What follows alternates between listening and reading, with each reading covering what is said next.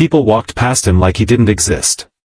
Some slowed down, looked at him with awkward glances, and quickly moved on. He didn't beg, didn't ask for help, just sat quietly on that worn wooden bench outside the old train station with his face buried in his hands.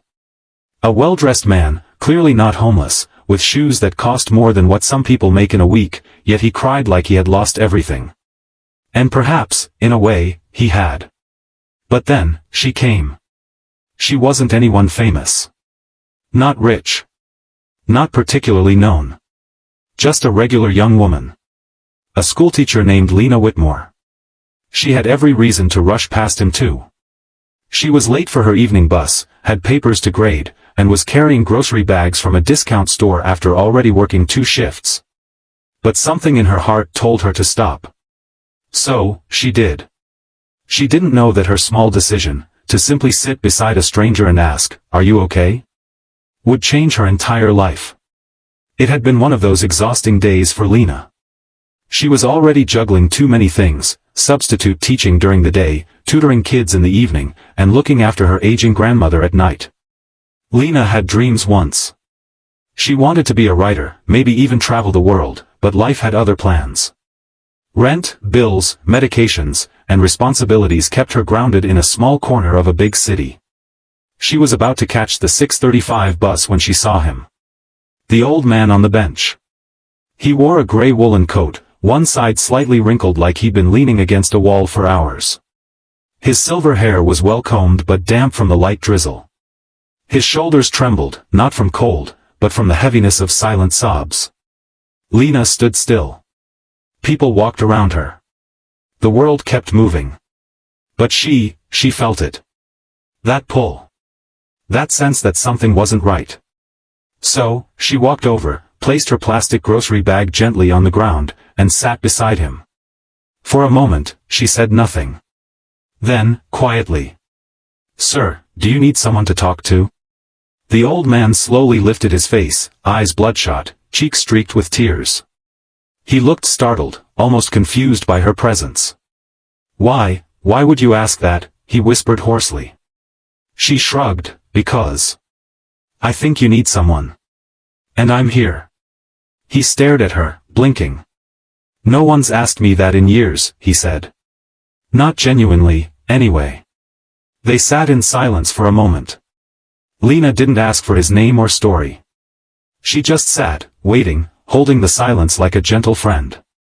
Eventually, he spoke. "My name is Thomas Grayson," he said. "I used to be someone important. A name people chased. Today, I sat in 3 places and cried, and not one person stopped." Lena didn't flinch. "Well, I don't know you, Mr. Grayson. But right now, you're a person in pain. And I think everyone deserves to be heard." That broke something in him. Over the next hour, Lena listened. Not the kind of passive listening people do while scrolling their phones, but real, intentional listening. The kind that feels rare these days. Thomas Grayson shared pieces of his story. How, 40 years ago, he started a small tech company in his garage. How he built it up from nothing, through failures, betrayals, long nights, and countless rejections, until it became Grayson Innovations, a billion-dollar company with clients across the globe. He was once on magazine covers, invited to speak at universities, praised for his rags to riches journey. But somewhere along the way, he said, "I forgot how to be human." Lena frowned. "What do you mean?" "I was too busy being a visionary," Thomas said bitterly. "I missed birthdays, anniversaries. I pushed away friends. I divorced the only woman who loved me because she said I wasn't present anymore. Even my son. I haven't spoken to him in years. I kept choosing my business over everything else. And then, softly. Today is the 10th anniversary of my wife's death. And I realized. I have no one to share my regrets with. No one." Lena felt a lump in her throat. She reached out and gently placed her hand on his. "You have me. Right now, you have someone." He looked at her like she'd just given him gold. The rain stopped. The evening chill settled in. Lena offered him her scarf, and they continued talking. Thomas asked about her life, and she shared her own struggles, how she sacrificed her dreams for her grandmother, how she taught inner-city kids who came to school without lunches, how sometimes she wondered if kindness was even worth it anymore in a world so consumed with self-interest. Thomas listened, genuinely listened, for the first time in years. Before parting ways, he said, "You have no idea how much this meant to me.